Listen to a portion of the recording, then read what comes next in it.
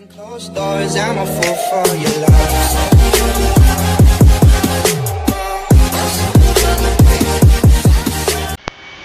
अस्सलाम वालेकुम, बिस्मिल्लाहिर्रहमानिर्रहीम। स्टूडेंट्स, उम्मीद है आप सब लोग खैरियत होंगे। आज की इस वीडियो में मैं जो है आप लोगों के साथ जो है एनईडी यूनिवर्सिटी के जो पास पेपर्स हैं उसके जो है सॉल्यूशंस आप लोगों के साथ जो है मैं डिस्कस करूंगा, ठीक है। क्योंकि एनईडी के एंट्री टेस्ट की जो है डेट्स अनाउंस हो चुकी हैं, तो आप लोगों को जो है पास पेपर्स यानी ई कैट और एम कैट के जो वहाँ पे टेस्ट होते हैं उस तरीके से कि आपको तैयारी करने में क्या है काफ़ी आसानी होगी, ठीक है। तो सबसे पहले क्या इंजीनियरिंग वालों में 4 सेक्शंस होते हैं जिसमें बायो नहीं होती, मैथ फिजिक्स केमिस्ट्री होती है। बायो वालों में जो है बायोलॉजी और मैथ्स हट जाती, बाकी सारे सब्जेक्ट्स होते हैं, ठीक है। इंशाल्लाह जो है मेरे पास 2018, 19, 20 इन सब के भी मैं इंशाल्लाह आप लोगों के साथ सबके मेरे पास 2001 तक के पास पेपर्स हैं, तो इंशाल्लाह जो मैं आप लोगों के साथ उसके सोल्यूशन भी शेयर करता हूँ। क्योंकि कुछ चीज़ें जो है एनईडी में कभी कभार रिपीट भी हो जाती हैं, क्योंकि जो है आपका जो पुराना ही सिलेबस है, ठीक है। तो सबसे पहले क्या हमारे पास इंग्लिश का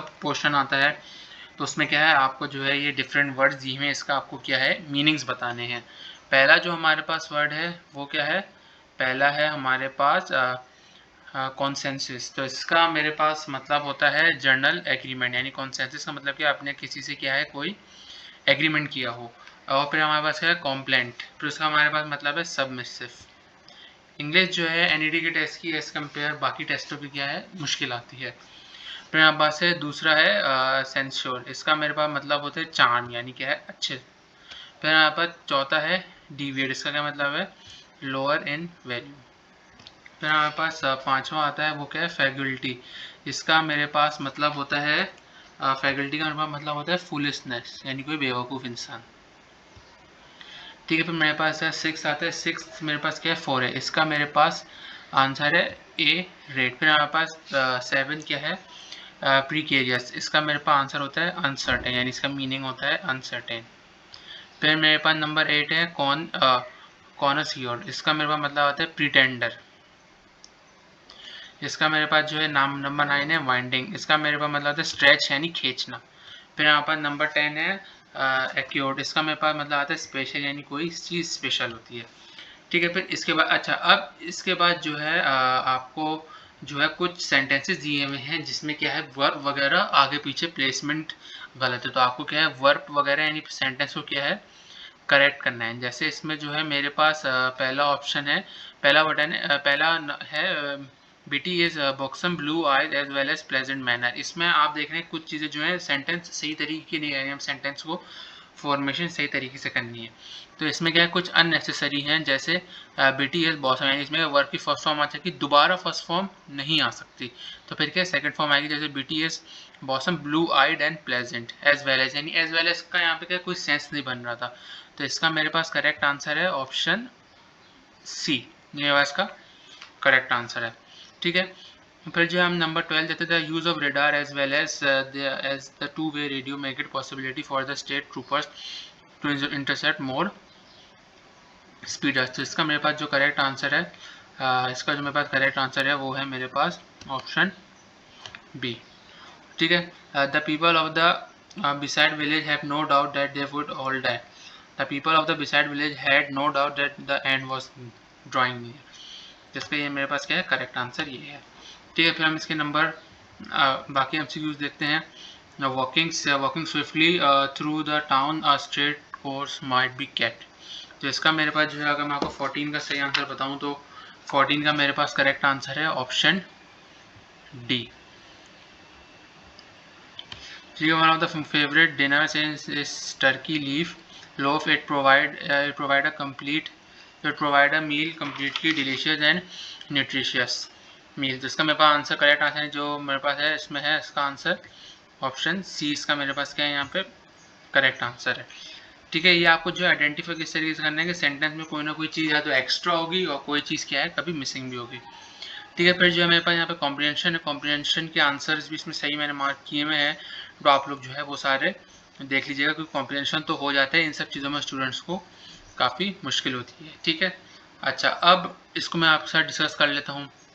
इसमें हमें क्या करना है, in question 21 to 25 each of the sentence has a verb और phrase underline below each sentence are 4 other words of phrase. You have to choose one of the word or phrase that would be best keep the meaning of original sentence if there was substitute of the. अच्छा, ये कि आपको कोई word underline दिया उसको आपको उससे मिलता जुलता जो है आपको वर्ड सेलेक्ट करना है, मल्टी बेस्ट चॉइस क्वेश्चन जो होते हैं.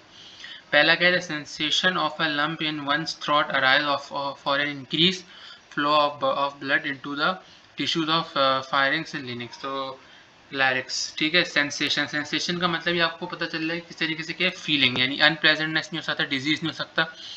एक्सप्लेनेशन, तो इसका जो मेरे पास मिलता जुलता वर्ड है वो है feeling. The apparently homogeneous Dakota grasslands actually a botanical garden of more than 400 types of grasses. तो इसका मतलब क्या, अपेरेंटली का मतलब क्या है, कंपैरेटिवली नहीं हो सकता, डिजीजनेस तो नहीं हो सकता, स्ट्रेंजली भी नहीं हो सकता. तो इसका मेरे पास जो मतलब आ रहा है वो हो रहा है seemingly. The concept of upward social mobility has been abiding feature of American life. यानी अबाइडिंग मतलब क्या है, एंड्योरिंग, यानी क्या है, ये फ्यूचर चला चला आ रहा है. Uncle Tom's Cabin has been frequently translated and often and dramatized more recently as a curiously sentimental melodrama. Curiously मतलब क्या है, oddly. The walnut is a deciduous tree that bears valuable nuts, यानी yields, यानी bears का मतलब क्या है, produce करता है. ठीक है, यहाँ पे जो इंग्लिश खत्म हो गया. अब हमारे पास इसका नेक्स्ट क्या है, नेक्स्ट हमारे पास मैथमेटिक्स. पहला वाला देखते हैं, set A and B and C this then B upon A slash C. इसका मेरे पास आंसर क्या होगा, इसका मेरे पास जो है आंसर होगा ऑप्शन बी, यानी एम्प्टी सेट होगा, यानी 5 set. If omega is a cube complex cube root of unity then 1 minus omega square का होल पावर 4 इक्वल्स टू 16. ये कैसे होगा, इसको आज सिंपल कर लेंगे. अगर जो हमारे पास एक आइडेंटिटी होती है 1 प्लस ओमेगा उसका एक्स बराबर होता है 0 के बराबर होता है. तो इसमें आप जो है थोड़ी बहुत सिंप्लीफिकेशन करेंगे, फिर इसका जो है आप यानी अगर आप इससे पहले तो इसको ब्रेक कर देंगे स्क्वायर को, तो आप सिंप्लीफाई करें तो आपके पास आंसर क्या आएगा, 16 आएगा. If x cube plus 3x minus 2 is divided by x plus 2 and the remainder is minus 16. ठीक है. If first and fourth term of a GP are 532, if the second term क्या होगी, इसकी सेकंड टर्म होगी 200 होगी. यानी GP की क्या इक्वेशन होती है, ए आर एन माइनस 1. तो फर्स्ट टर्म के लिए क्या बनेगी, ए आर इक्वल्स टू 500 और फोर्थ टर्म के लिए a r cube equals to 32. तो इसको आप डिवाइड करेंगे 2 को 1 से, तो आपके पास क्या है, आर निकल आएगा. ठीक है. तो फिर आर निकाल आएगा तो फिर आप क्या करेंगे, उससे फिर किसी भी 1 और 2 में पुट करके ए निकाल लेंगे. ठीक है. तो फिर आप सेकंड टर्म के लिए क्या बनेगी, ए आर बनेगी. तो इस तरीके से आप उसको सिंप्लीफाई करके उसका आप जो है आंसर निकाल लें. तो आंसर मेरे पास क्या आएगा, 200 आएगा. Derivative of ln 5x plus 2 with respect to x क्या होगा, 5/5 प्लस 5x प्लस 2. यानी इसको जो डिनोमिनेटर में लेके जाते हैं, जो नीचे जो फंक्शन होता है उसका क्या है, डेरिवेटिव निकलता है. अगर मैं 5x प्लस 2 का डेरिवेटिव निकालूं तो क्या हो जाएगा, 5 into d y by d x और प्लस ये कॉन्स्टेंट इसका 0. तो मेरे पास क्या रह जाएगा, 5/5x प्लस 2. ठीक है. फिर नंबर 6 क्या है, cos x plus cos x into cosec x plus sine x into cos x, इसके बराबर होगा cosec x into sec x. Number 7 क्या है, if 3x square plus p x plus sine is to 0 has real root then the smallest positive integer p is. यानी इसके अंदर उन्होंने बताया हुआ कि जो भी हमारे पास स्मॉलेस्ट पॉजिटिव इंटीजर है तो इसका मेरे पास क्या आंसर होगा. तो इसका मेरे पास आंसर है नंबर, इसका आंसर आएगा मेरे पास 10. ये हमें बताना है कि पॉजिटिव इंटीजर यानी पी की वैल्यू क्या होगी. तो अब ऐसी बात है, उसको रूल्स रियल रूट्स हैं, तो आप उसको क्या सिंप्लीफाई करेंगे तो आपके पास क्या आंसर आ जाएगा. ठीक है. फिर जो है हम इसका नंबर 8 देखते हैं. इसमें integral of d x upon a square x square plus b square is equal to, यानी मेरे पास क्या फॉर्मूला बताने के सभी मेरे पास क्या है, 1/10 A B into 1/ab tan inverse A X upon B plus C. Find the length of the tangent from circle 5,1 to the circle X square plus 5 square plus 6x minus 4y minus 3 equals to 0.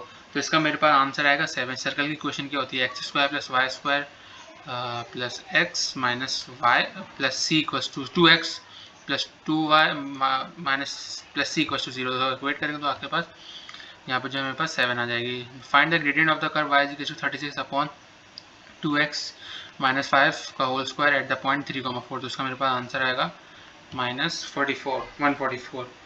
ठीक है. If the point P1 and point P1,2 are the mid point A 2,5. And इसके अंदर आपको mid point का क्या formula होता है, mid point का हमारे पास फॉर्मूला होता है a प्लस बी अपॉन 2 होता है. ठीक है. तो इसका आप सिंप्लीफाई करेंगे तो मेरे पास यहाँ पे क्या आंसर आ जाएगा, 0, -1। ठीक है, फिर हम इसके नंबर 12 देते हैं, find the differential equation of dx dy upon dx into x into y. तो इसका मेरे पास क्या आंसर आएगा, इसका मेरे पास आंसर आएगा number 1 ln of y into x square upon 2 plus c. The vertex of the parabola x square plus 4x minus y plus 5 equals to 0। तो इसका मेरे पास वर्टिसेस क्या निकलेंगे, इसका मेरे पास वर्टिसेस का पहला आंसर है -2, 1। The length of arc of a circle of radius 9 centimetre with the central angle of 140 metre. तो इसका 140 डिग्री इज, तो इसका मेरे पास क्या फॉर्मूला होता है, r थीटा। तो यहाँ पे मेरे पास 7 पर आंसर आ रहा था, उसको सिंप्लीफाई करेंगे तो मेरे पास क्या आ जाएगा 22 centimetre. For a triangle ABC A is two 10 B is 15। तो एल्फा यानी आप देख रहे हैं मेरे पास साइन लॉ लग रही है, आराम से लगाते हुए। ए भी गिवन है, बी भी गिवन है, बीटा भी गिवन है, एल्फा नहीं है। तो sine A upon sine alpha upon A upon sine alpha is to B upon sine beta. तो उसको सिंप्लीफाई करेंगे तो आपके पास यहाँ पे क्या है, मेरे पास एल्फा निकल आएगा। ठीक है, तो मेरे पास यहाँ पे एल्फा की वैल्यू क्या आ रही थी, यहाँ पे आ रही है मेरे पास 1 upon sine inverse. So sine inverse 1/3। Number 16 क्या है यहाँ पे, इफ ए इज टू, ये मैट्रिक्स दी हुई है, then A transpose A is two A transpose. तो इसका मेरे पास क्या आंसर है, यानी यहाँ पे मेरे पास क्या है, x बराबर है y के। इसके मेरे पास क्या है, ये आंसर होगा। ठीक है, फिर हम नंबर 17 देखते हैं। How many different arrangement can you made by using the letters of the word equation. यानी आपको इन्होंने ये बताया, ये पूछा है कि आपके पास एक क्वेश्चन है, वर्ड है क्वेश्चन का, इसको आप कितने तरीके से अरेंज कर सकते हैं। तो इसको आप कितने 40,320 वेज से इसको आप क्या है, अरेंज कर सकते हैं। यानी इसका आंसर है मेरे पास option A. A big bag contain 2 red marbles, 2 yellow marbles, 2 blue marbles. Find the probability of picking a red marble. यानी टोटल मार्बल्स कितने हमारे पास 6, यानी 2 2 2 6। इन्होंने कहा है कि क्या प्रोबेबिलिटी होगी कि रेड मार्बल आएगा। तो रेड मेरे पास कितने 2 को 6 से डिवाइड करूंगा तो क्या आएगा 1/3। तो मेरे पास इसका आंसर है 1/3 टाइम प्रोबेबिलिटी होगी कि मेरे पास क्या है, रेड मार्बल आएगा। ठीक है, फिर यहाँ पर नंबर 19 है, इन अ बायनोमियल expansion 1 plus 1/4 की power n and its second term and third term are equal, find the value of n। यानी आपको क्या यहाँ पे n की वैल्यू निकालनी है। तो यहाँ पे हमारे पास क्या होता है, n इंटू n प्लस 1/2 का फैक्टोरियल का आंसर होता है। इसको आप सिंप्लीफाई करना तो आपके पास आंसर आ जाए। नंबर 20 का है, the position vector of force 2i plus 5j which is moved from a point 1,1 to the point 4,5, find the amount of the work done। तो वर्क डन का मेरे पास फॉर्मूला होता है, वेक्टर्स को f इंटू डी होता है। ठीक है, यहाँ पे आपको डिस्टेंस नहीं दिया हुआ, तो आपको डी को क्या है, फाइनल में से इनिशियल को माइनस कर देंगे तो आपके पास क्या है, डिस्टेंस भी आ जाएगा। तो आप f इंटू डी के फॉर्म में से लाएंगे, सिंप्लीफाई करेंगे तो आपके पास आंसर आ जाएगा 26। ठीक है, the area bounded by the curve y is 1/4x square plus 4 and the x axis between the coordinates x equals to 1 and x equals to 2h। तो मेरे पास यहाँ पे एरिया का क्या आंसर आ रहा था, 4 होल 7/12। ठीक है, फिर इसके हम बाकी आपसे limit x cot x equals to 1, इसका आंसर क्या होता है 1। Integral of cos 5 3x sin 3x dx is equal to -1/18 cos 6 3x plus 6 cos। ठीक है, फिर नंबर 24 दे देता है, eccentricity of ellipse 25xy plus 9x square. यानी आप इसको इस तरीके से देखें तो इसका मेरे पास आंसर आ रहा है 4/5। तो इसका मेरे पास आंसर है 4/5। नंबर 25 का, if there are 3 straight lines, या आपको L1 L2 और L3 दी में, और concurrent in determinant of the coefficient 0। यानी ये क्या है, कॉन्करेंट है। कॉन्करेंट का मतलब क्या है, बराबर है। तो इनके डिटरमिनेंट ऑफ कोफिशिएंट्स क्या आएंगे, 0 आएंगे। जाहिर सी बात है, बराबर है तो फिर इसके अंदर ना कोई हम कुछ भी नहीं निकाल सकते। ठीक है, तब यहाँ पे हमारे पास मैथ्स के भी खत्म हो गया। अब हम जो है इसके कौन से हैं, अब हम इसके फिजिक्स के डिस्कस करते हैं। ठीक है, फिजिक्स के डिस्कस करते हैं। फिजिक्स का इसका मेरे पास जो है पहला एमसीक्यूज क्या है, फिजिक्स का, इसको मैं रोटेट कर लें। Physics, a ball is at the height of 80 metre, find the time taken by the ball to reach the ground. यानी आपको यहाँ पे हाइट दी है, ग्रेविटी क्या है अगेंस्ट होगी, क्योंकि बॉल को जो है ऊपर से नीचे फेंका जा रहा है। यहाँ पे टाइम के लिए मैं अगर फॉर्मूला लगाऊं तो मेरे पास शॉर्ट ट्रिक का मैं आपको फॉर्मूला बता देता हूँ। टाइम का मेरे पास क्या फॉर्मूला होता है, एक मिनट मैं आपको लिख के बता देता हूँ।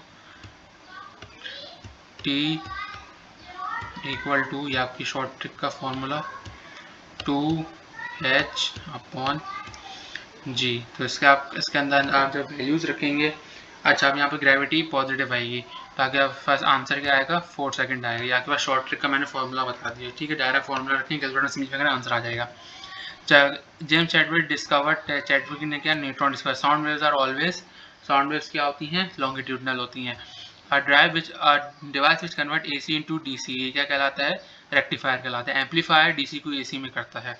अब piece of wire which is cut into 4 equal parts and pieces are bundled together by side to form a thicker wire compared to the original wire. The resistance of the bundle is क्या रह जाएगी, यानी क्या कम हो जाएगी, 1/16 हो जाएगी। ठीक है। A convex lens of 20 centimeter focal length is used to form an erect image which is the twice large as object. The position of the object of the lens, यानी इसमें हमारे पास क्या है, इन्होंने सिर्फ हमें क्या दिया हुआ है, फोकल लेंथ दी हुई है और हमें इन्होंने कहा इरेक्ट इमेज का, और ऑब्जेक्ट क्या है, ट्वाइस लार्ज है। तो इसका मेरे पास सिंप्लीफाई फोकल लेंथ फॉर्मेट रखूंगा, मेरे पास आंसर आएगा 10 सेंटीमीटर, यानी 1/f=1/p + 1/e। इरेक्ट इमेज बना रहा है, यानी क्या है, पीछे शीशे के पीछे इमेज बन रही है। ठीक है। Colour of light is determined by wavelength से। ट्रांजिस्टर कंसिस्ट ऑफ 2 जंक्शन, एक PNP होता है और एक NPN होता है। ठीक है। फिर physical quantity tends to rotate the body, क्या कौन सी चीज़ होती है, टॉर्क होती है। which when image of distinct object is formed in front of retina of eye, the abnormality of eye is short-sightedness. The frequency of the oscillation simple pendulum is, इसका मेरे पास answer है 1/2 pi √g/L. If 2 kg mass of a substance with initial velocity 1 meter per second with a force of 1 second, जिसका answer क्या होगा, मेरे पास 1 joule होगा, यानी इसकी जो काइनेटिक एनर्जी है वो मेरे पास होगी 1 जूल। फिर इसके बाद है in stationary wave the distance of the adjacent antinode is λ/4, यानी जो एंटीनोड होती है एडजेसेंट उनका होता है λ/4। In Newton's corporate theory of light depends upon the rectilinear propagation of light when the atoms are negatively charge. जब atoms negatively charge होते हैं तो क्या होते हैं, वो क्या है, इलेक्ट्रॉन गेन करते हैं। इन potential difference of a capacitor is reduced to its half, the energy of the capacitance will reduce up, यानी कैपेसिटेंस और एनर्जी क्या है, एक दूसरे के प्रोपोर्शन होते हैं। अगर आप उसकी रेजिस्टेंस को, यानी कि आप उसकी पोटेंशियल डिफरेंस यानी वोल्टेज को रिड्यूस करेंगे तो आपके पास क्या एनर्जी भी है, कम हो जाएगी। If 200 watt TV is used for 20 hours for a course of a week, if it is used for 4 weeks, then what is the cost of electricity if the rate is 5 क्या rate है, 5 rupees kWh। इसका मेरे पास जो है simple formula, मैं आपको short trick भी बता दें, फार्मूला आपको भी पता होगा, आर मैं डायरेक्ट बता रहा हूँ, R इज टू ये P है, P/V² ठीक है। फॉर्मूले में वैल्यूज डालेंगे, आंसर आपके पास क्या आ जाएगा, 8 रुपीज़ आ जाएगा। Charge enters uniform magnetic field gains, क्या इसका आंसर है, काइनेटिक एनर्जी। जब चार्ज इसके अंदर होता है तो magnetic field kinetic energy gain करता है। एग्जाम्पल ऑफ इलेक्ट्रोमैग्नेटिक वेव्स क्या होती है, electromagnetic oscillation is simple harmonic motion. A proton enters the magnetic field in direction of west, directing downward, then the force acting on the proton is toward the south, यानी एक चीज़ आपके पास क्या waste से आ रही है तो प्रोटॉन में force कहाँ, नॉर्थ साउथ से and. At the end of a Carnot cycle the internal energy of the system remains same, यानी उसके अंदर क्या एनर्जी चेंज नहीं होती, बराबर रहती है। The first law of thermodynamics is equivalent to the law of conservation of energy, यानी जो फर्स्ट लॉ ऑफ थर्मोडायनामिक्स है law of conservation of energy के। The focal length of a lens is 20 centimetre and image is 2 times that the object say compute the object distance, उसका मेरे पास answer होगा 30। One completion of periodic motion is all of the above, यानी इसका मेरे पास जो answer है, oscillation भी होता है, सिंपल हार्मोनिक भी होता है, रेवोल्यूशन भी होता है और सब होते हैं। 100 cc of an ideal gas is heated from 27 degree to 327 degree, what is is final volume, तो इसका मेरे पास फाइनल वॉल्यूम होगा 200 cc। ठीक है। फिर इसके बाद हम किस पे चलते हैं, केमिस्ट्री पे।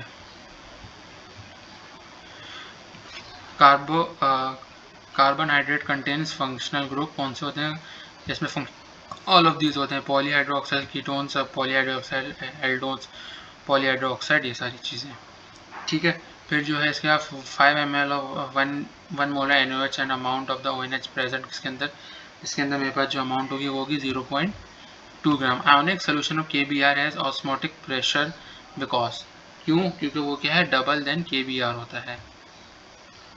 20 gram monoatomic gases occupy 44.8 dm³ at HTP, what is the atomic mass of weight of the gas, इसका मेरे पास आंसर होगा 10।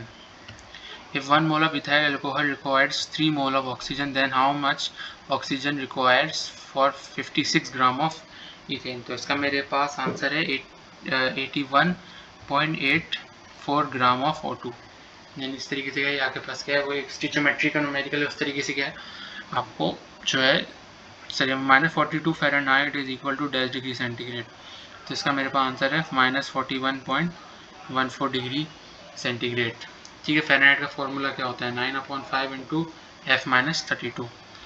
Benzene does not perform dash reaction, benzene के अंदर क्या elimination reaction. Enzymes is dash, enzymes क्या होते हैं प्रोटीन होते हैं। Glucose and fructose are the isomers, कौन से आइसोमर्स होते हैं फंक्शनल ग्रुप आइसोमर्स होते हैं। तो इसका नंबर यहाँ पे नंबर 10 क्या है valence share electronic configuration of the element is 4p, what is incorrect in this group. इसके अंदर क्या करेक्ट क्या है इनकरेक्ट क्या है, ग्रुप 4 है in the first period. Element with second highest percentage in the stainless steel chromium, first किसकी होती है निकल की होती है।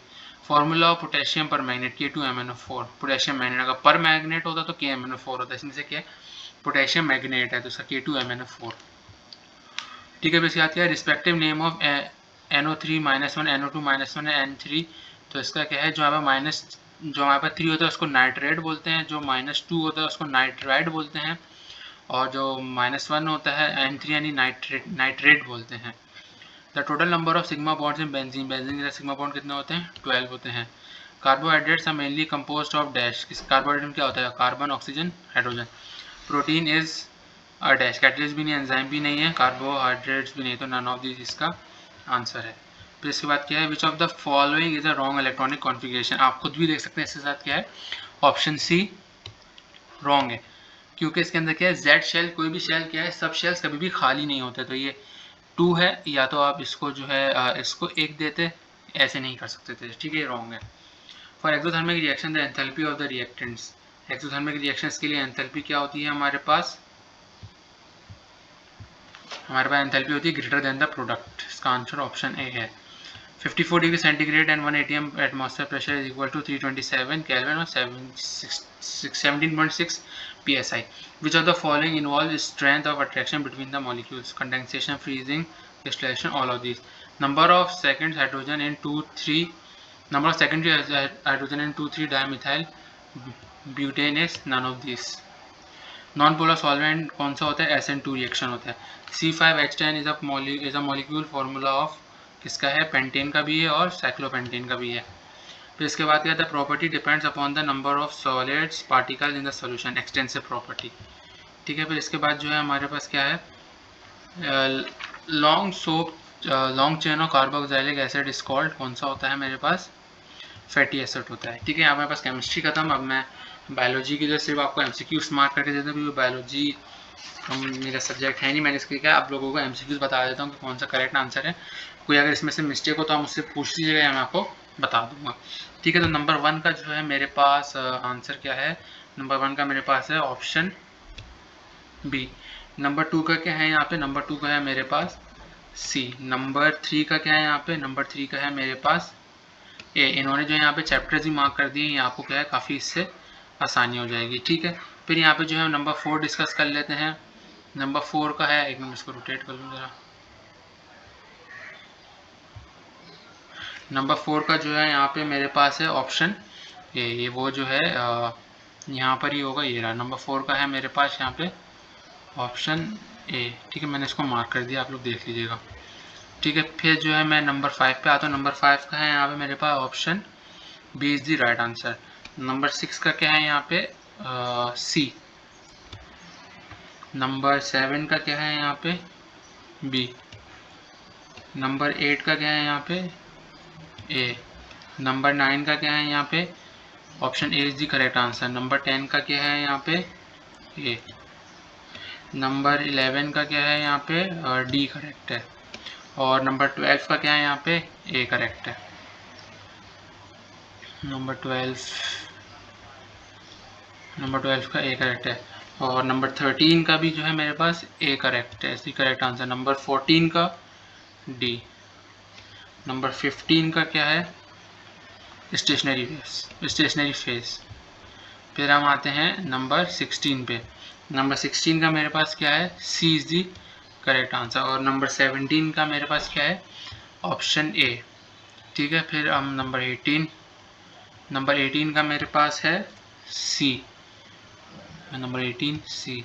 और नंबर 19 का मेरे पास है बी। और जो है मेरे पास नंबर 20 का जो है, आई थिंक शायद इसका आंसर होगा नंबर बी। आप लोग बता दीजिएगा, हो सकता है शायद ही मेरे पास यहाँ पे आंसर मेंशन नहीं है, तो मैं जो है आप लोगों को इसका आंसर बता भी दूंगा सही से कमेंट्स में।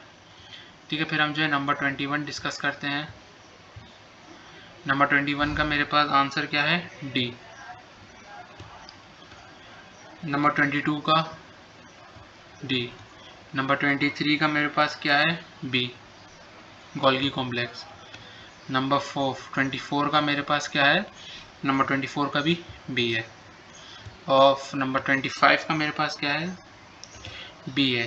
ठीक है, तो यहाँ पे मैंने आप लोगों के साथ क्या है, NED यूनिवर्सिटी के 2017 के पास पेपर्स थे, उसका मैंने आपको सोल्यूशंस, MCQ सोल्यूशन और थोड़ी बहुत एक्सप्लेनेशन भी आप लोगों के साथ डिस्कस कर दी है। उम्मीद है आप लोगों को ये वीडियो पसंद आया होगी। मैं आप लोगों से ये कहना चाहूँगा कि आप लोग मेरी वीडियो देखते हैं, उसका मैं आपका बहुत तहे दिल से शुक्रिया अदा करता हूँ, लेकिन आप लोग मेरे चैनल को सब्सक्राइब नहीं करते। आप लोग मेरे चैनल को सब्सक्राइब भी करें, ताकि क्या है, आपको मेरी हर नए आने वाली वीडियो की अपडेट मिलती रहे। बेल आइकन को ज़रूर प्रेस करें, ताकि क्या है, मैं आज जैसे भी वीडियो अपलोड करूँ तो आपको क्या है, अपडेट मिल जाए। क्योंकि मैं इंशाल्लाह जो है 1-2 दिन में जितने भी पास पेपर, मेरे पास 20-25 पास पेपर्स पड़े हुए हैं 23 से लेकर 2001 तक, मैं जो है आहिस्ता आहिस्ता सारी चीज़ें डालता जाऊँगा। तो मैं यही चाहूँगा कि आप मेरी वीडियो को ज़्यादा से ज़्यादा देखें, इसको शेयर करें, लाइक करें और मेरे चैनल को सब्सक्राइब करें, ताकि जो है मुझे भी जो है मोटिवेशन मिले, मैं भी आप लोगों से अच्छा से अच्छा काम पेश तैयार कर सकूँ। ठीक है, तो आप मेरे चैनल को सब्सक्राइब कीजिए, बेल आइकन को प्रेस कीजिए, ताकि आपको मेरी हर नई वीडियो की अपडेट मिलती रहे। वीडियो को लाइक कीजिए, शेयर कीजिए, कन्फ्यूजन मुझे कमेंट्स में पूछ सकते हैं। मिलते हैं अगली वीडियो में, बहुत बहुत ख्याल रखिएगा। अल्लाह हाफ़िज़। Behind closed doors, I'm a fool for your love.